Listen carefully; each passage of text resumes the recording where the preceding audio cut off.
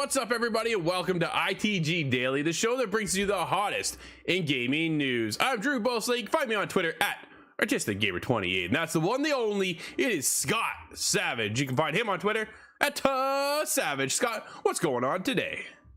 Oh, I just said before this, I'm super psyched on a game that I just played for review, so I can't speak much about it, but holy is it hard. Dude, okay, I'm checking. I got a whiteboard over here because I'm telling you, sometimes this thing saves my life. Oh, necessary, yes. And that game is not embargoed, so why don't you give us a quick synopsis of what are you playing right now? Okay, well, if anybody's heard of Ghost Runner, that is precisely what I'm playing. And if I could give you just a little bit of, a tease of the review, this game is hard, super hard. It has kind of the combat, the movement of Titanfall, and that's one of my favorite games. Dude, that's cool. I've been watching that game from a distance, knowing that I can't play it. Oh, I feel like you got to be juiced up to play that properly. Yeah, it's so fast, right? So fast and everything. It's a punishing game. There's no doubt about that. And I don't have time for that, Scott. But what I do have time is for our friends over Covenant House with Main Mission. It's the ultimate Easter egg, a streaming campaign like no other, a mission with the goal to change lives in real life. I challenge you to join me on the Main Mission, a charity stream campaign to raise funds for Covenant House. From March 7th to April 1st, we welcome everyone to join this fundraising mission to benefit youth who are homeless, trafficked, or at risk.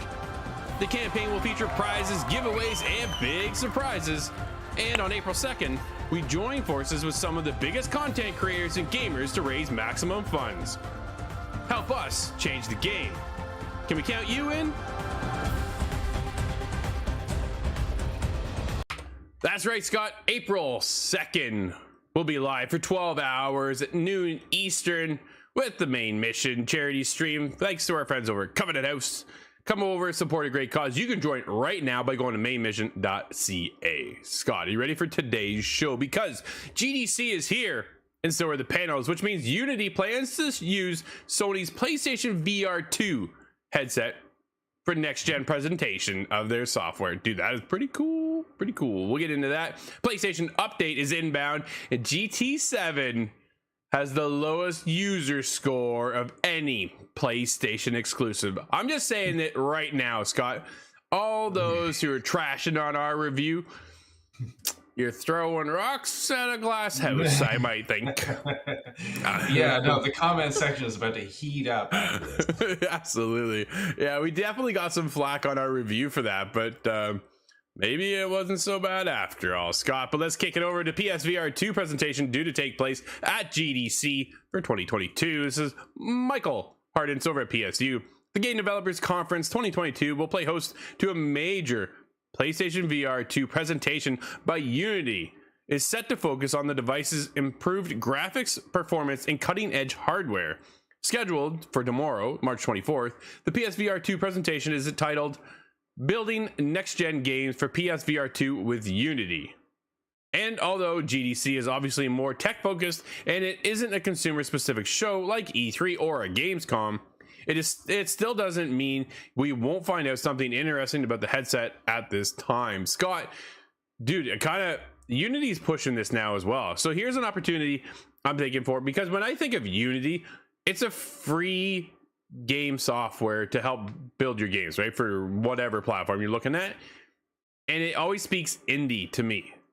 That's the thing. Unity speaks indie, where Unreal, because it comes in at a paid subscription, I often think more like AAA titles, right? AAA developers, that kind of thing.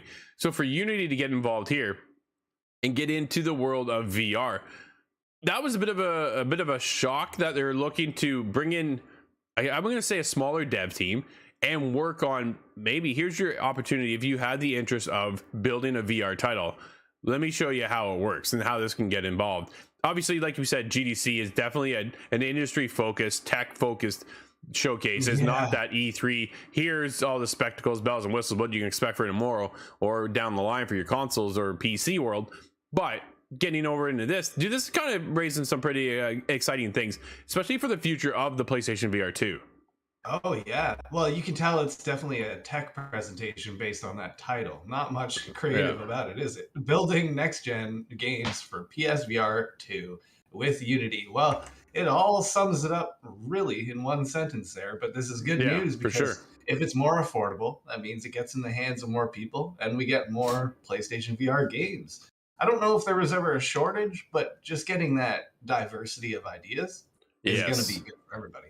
Well, and the thing is, sometimes the AAA studios don't really push the boundaries like indies do, right? Indies have a different spectrum when they come into the games industry to be able to use their own. They don't have that corporate entity above them telling them, okay, you have to focus on this. Like look at COD, for example, right? Call of Duty is Call of Duty every single year, and they have small iterations or sometimes big iterations for that matter. But indies can really take a different game, a different scope, and a different idea and flip it on its head and not even think twice about it, right? That's the exciting part about indies, is that we lost. Remember that double A space? We kind of lost that space, right? But where I feel like the indies have kind of taken over that space. And not to say that their games are bad. That's not what I mean by saying that at all. I mean, it fills that void of when we have some of those smaller titles that we don't get anymore. We're able to get these experiences instead, and we're getting a lot of them. And if they can bring that experience over to the world of PlayStation, I think this is the case because Unity is showcasing the PSVR2.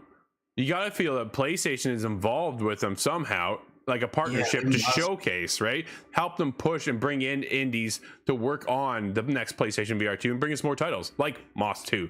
Dude, I can't wait. And what's going to push that tech is going to be, well, it's going to need support from PlayStation so that it gives you a chance. If we're going to see that tech in action, they're probably going to run some sort of AAA hardware or software on it, just so that you can see the difference. Because if they're, if we're going to use a 10-year-old VR game, well, then it's not really going to show much at all. No, exactly, dude. This leads us into the next one too, with the PS5 and PS4 system software updates. They got an update going on. You got a couple different things happening. Nothing really massive, but you can create and join open or closed parties on your PS5 and PS4 consoles. On PS5, they're also bringing UI enhancements to the game base and trophy cards. Features like mono audio for your headphones. PS5 players with accounts registered in the US and UK will be able to test drive a voice command, which is in preview. Features lets you find open games apps and settings, as well as control media feedback with your voice. Kind of cool. That's pretty cool. For a refresher on the PS5 features, like how to apply game presets on your console, pin videos and apps while you play, or share your screen with friends. Check the new Pro Tips card in the control center. And lastly, Scott, PS5 or PlayStation app and PS remote play enhancements as well, starting later today. We're gradually rolling out the ability. I took this from the PlayStation blog, if anybody's asking. If you want to see more details, you can go there. But the PS app users to create or join open and closed parties through the app as well. We've also updated the PS app game-based UI to make it easier to access the friends, parties, and messaging features, delivering a constant player experience on PS5. PS remote play mobile app users can enjoy a new dark mode as well. They've also got the variable refresh rate is planned to release later on PS5 in the next coming months. Scott, after saying all those updates, they sound great, which leads us into the next article. Don't update! Don't do it! Oh no. This PS5 online is reportedly down following today's system update. This comes I saw a bit of that happening this morning. I thought, oh no. Okay, so this comes from Jordan Midland over at VGC. There's been a widespread reports that PlayStation users are currently unable to play games online following today's firmware update. Since the console patches went live, hundreds of social media users have reported being unable to play PS4 and PS5 games such as Destiny, FIFA, and Elder Scrolls Online. VGC's testing has so far suggested that Gran Turismo 7, Wreckfest, Street Fighter 5, and Grand Theft Auto Online are also currently experiencing issues. A lot of issues, that GT7. So here's the thing. I was talking with my brother this morning. Him and I are both set to auto update. I haven't checked my PlayStation 5 yet. Oh no. Yeah, we're just, dude, it's just auto do it. I do it in the background, right? That way I don't have to worry about it. I don't have to think about it. It's nothing I need to worry about. So I talked to him. He goes, dude, I auto updated. no problem at all. I'm online, I'm gaming, no problem. I talked to my son this morning. He goes, I updated and I get a user error, Dad. He's like, crap. Oh, no. So everybody's a little bit different. I don't understand how that works, Scott. If it's an update, Yeah. you think it would affect everybody across the board. But no, it's kind of just, it picks and chooses. Okay, we're going to screw over you, but you're good. I don't like you, so we're going to nail you maybe. Like, it's just kind of... I'm wondering what settings would even be different that could affect it, you know? I don't know. Do you have the English, French split, the local pack, you know, is that what interferes with it, whereas your brother doesn't? I don't know. Yeah, it's weird. While some users have reportedly stated that restarting the PS5 will fix the issue, but then others said, well, VGC said they restarted and it didn't fix anything. So that's kind of a bit of a mess at the moment. Oh man, that really sucks, right? So they've done some testing on it, but it hasn't gone well. I would expect real soon for another PlayStation update to happen. So well, even with all this problem, I didn't expect them to have a worse off update than Nintendo did recently. Oh, we'll get to that too, man. Dude. You want to jump over to that right now? I'm gonna scroll down on our doc. I sort of do. That's okay. Okay, you take it, Scott. We're going into Nintendo now. Then we'll jump back up to our other topics. Take it away, buddy. Oh, where are we? We have so much here. Okay, there it is. Right. Yeah. System update 14.0.0 is now live, and here are the patch notes. I took this from the Nintendo blog over on Nintendo Life.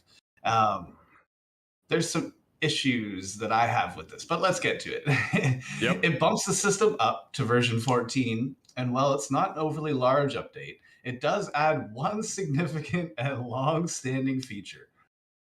I'm holding it in. I'm holding it in hard right now.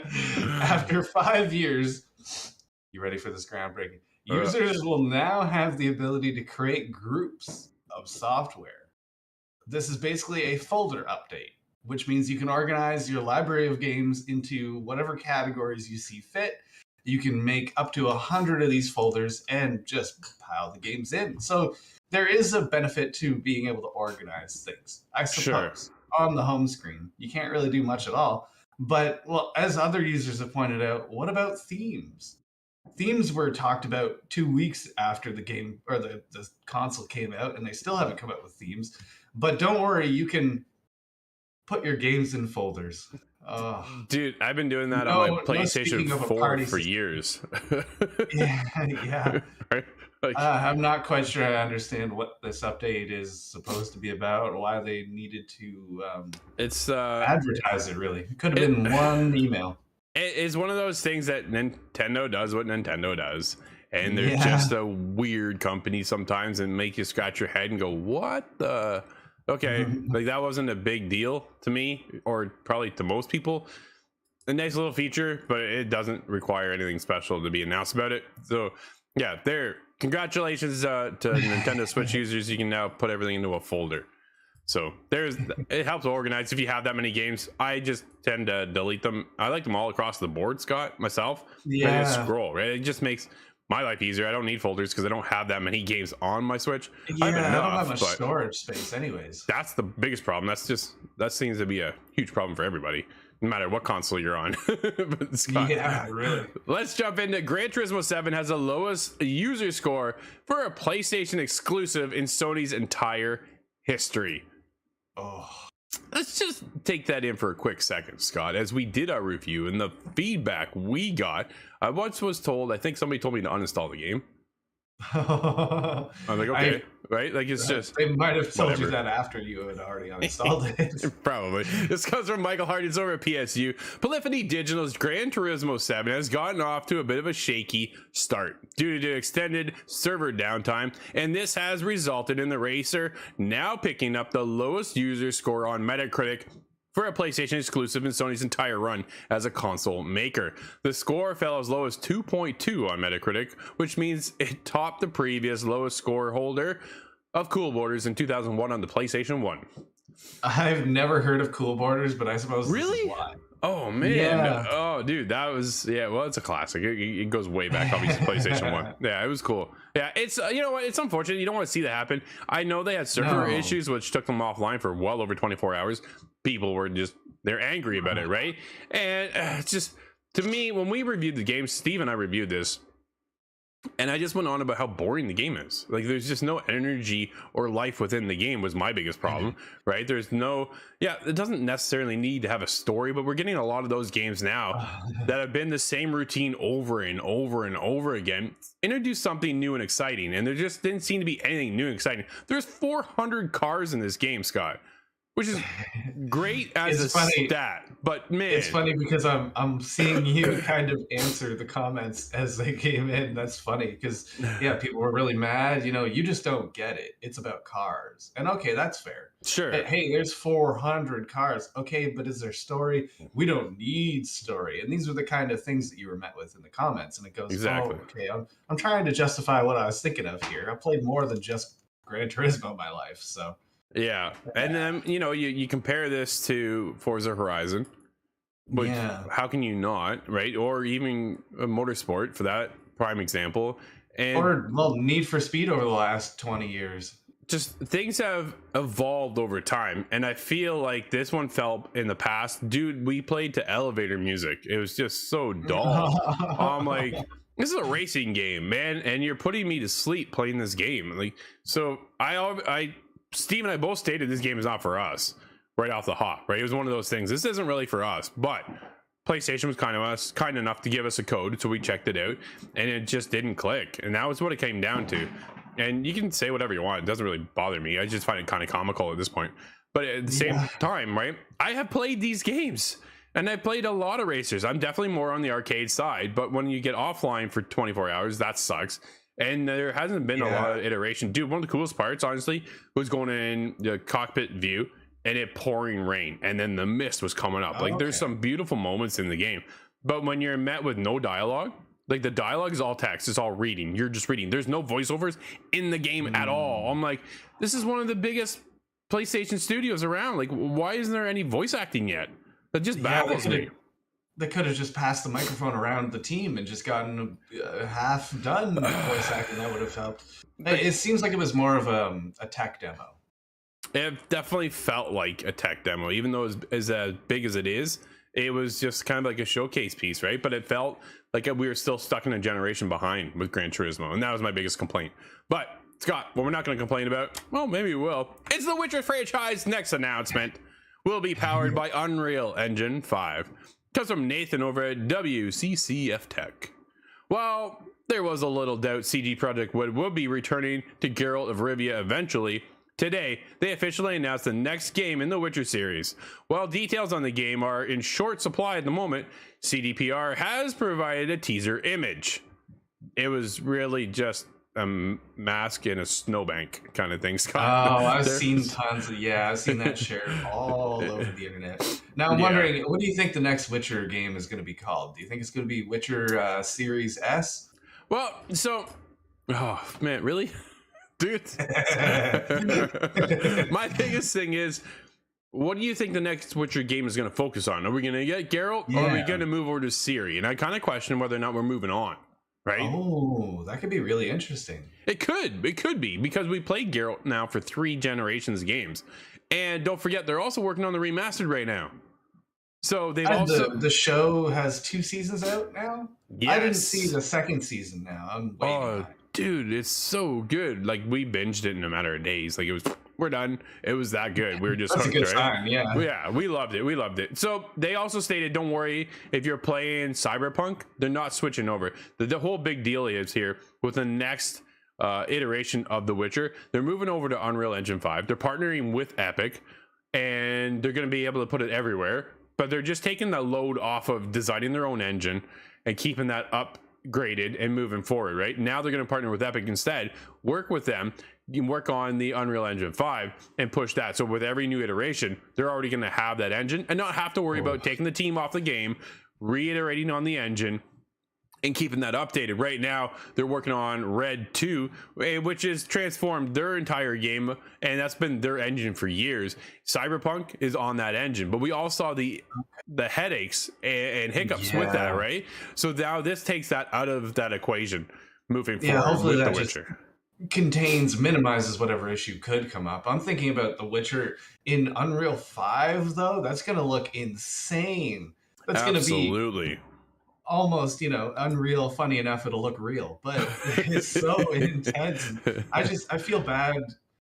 Well, I feel two different ways about it. I hope there is a team still on Cyberpunk because it's still not quite They are. It's not what they advertised, but at the Yeah. same time I feel bad for those people, those individuals that are shackled to the sinking ship. Well, it's still going, right? And CD Projekt Red are still working on Cyberpunk. They got plans for Hey, they did a multiplayer great and job. DLC. They did a great job with the updates so far. Which is good, but dude, that should have been the game on day one, right? And then iterating on top of that. But that's been 2 years since. So clearly the game was not ready until just recently to actually be launched, which is Until maybe about 2 unfortunate. months ago. But now, Scott, moving into The Witcher, though, dude, does that make you nervous coming off of CD Projekt Red's latest project of Cyberpunk, getting into the next Witcher? I'm trying not to be too excited about it. Now, I'm actually one whole Witcher game behind. I only played number 2. So if this one does fall and stumble, I can take 2 years to get around to it. That's okay with me. But Sure. I'm worried more so for the company at this point. If the giant hype train derails that was Cyberpunk, and now if it happens to collide with the shining tower that is The Witcher, well, that's not good news for CDPR. No, that's for sure. But the biggest thing for me is that they're getting ready, I think, to move away from their own engine and move into the Unreal Engine 5 and let Epic worry about that, right? Which then kind of brings up a little bit less caution, I think, moving forward into the next Witcher game. Are you going to play the remaster of Witcher 3? Oh, if it's getting remastered, absolutely. I think that's the way to do it. Yeah, it's coming. Although I'm not convinced I could see much better than Witcher 3 exists as now. Well, yeah, because it is gorgeous already, isn't it? So we're already pretty jazzed for where that is at. But if they can make that better and move it on to next gen, it's coming. We don't know when, but it's supposed to be, if memory serves me right, I think rumors are floating that it's going to happen this year. So that would be cool, right? The biggest focus obviously was getting Cyberpunk fixed and up and running and then ported to next gen. It's now on next gen consoles. You can get it there. Now it's a matter of bringing over The Witcher. And that's what I got. I want to say I was 25 hours, 30 hours into The Witcher 3. And I got then from there pulled away, right? But dude, these games just keep getting bigger and bigger. And you can sink 400 hours. I know people who've sunk 400 hours into The Witcher 3. Well, you got all the DLC too, right? I've heard it compared to as Red Dead Redemption 2 because you can just kind of walk in one direction and lose yourself. Yeah. Just completely. 4 hours later, you've contributed 2% to the game completion, but had a great time. Yeah, absolutely. My brother finished The Witcher 3, which I thought, man, it's good if he's actually taking the time to get it all done. And he's done all the DLC too. So dude, like this is, yeah, I'm just waiting. I'm sitting back and waiting for the next generation to get caught up. And then I'm going to jump back in. Obviously, you got to start all over. I can't start from where I left off because at this point, dude, I really don't have much of a clue what's going on. You ever do that? You ever restart games, Scott? Oh, I've had to. I'm trying to think of the latest one. But I went back and thought, I have no clue where I am or what I was doing or what my motivation is. I completely lost it. I did that with Odyssey. I started right from the very beginning again. I wrapped up somewhere, I think, over the 100-hour mark by the time I finished that game. Oh, yeah. And then went back into Valhalla. And when I finished Valhalla off last time, I think I was 25 hours into that game. And now I think I'm creeping up to about 55-hour mark. So hooked back into Valhalla, which is pretty exciting. So, dude, we got lots on the go as always. And our show is almost done. Scott, do we have any other updates today? There's a couple things we're going to carry over to tomorrow because I definitely want to talk about those. But we are going to talk about one particular game today because we do have a game that's actually out today. Scott, what do we have? Yes, this is Richie's Nightmares, and that's on the Xbox One. It looks cool. Lonely release today. Yeah, absolutely. It kind of reminds me of Limbo, to be honest. So okay. Everybody should maybe I like that. Take a look at this. If it's on Xbox One, you can definitely get it on the Xbox Series X and S and all that kind of stuff. But Scott, that will wrap up today's show, everybody. Thank you for hanging out with us. As always, you can join us live over on twitch.tv/theofficialITG, as well as YouTube at ITG Reviews. But if you can't join us live, hit us up later. InsideTheGame.ca, podcast services, and TV streaming networks around the globe. We'll be back tomorrow, and don't forget about mainmission.ca. Go support a great cause. Until tomorrow, everybody, I'm Drew, that's Scott, and we'll see you inside the game.